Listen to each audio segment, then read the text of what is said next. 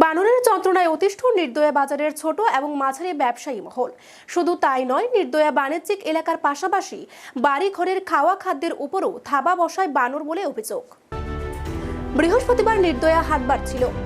নানা প্রান্ত থেকে সবজি নিয়ে কৃষকরা বাজারে পসরা সাজিয়ে বসেন।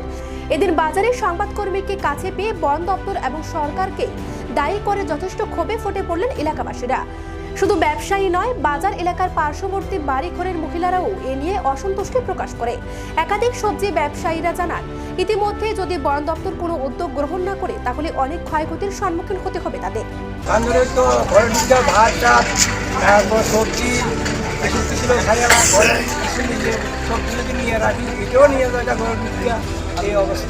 কি করবেন, কি চান, কি করতে পারেন? এটা তো সরকার যদি করে কিছু নাইলে আমরা আর কি করব।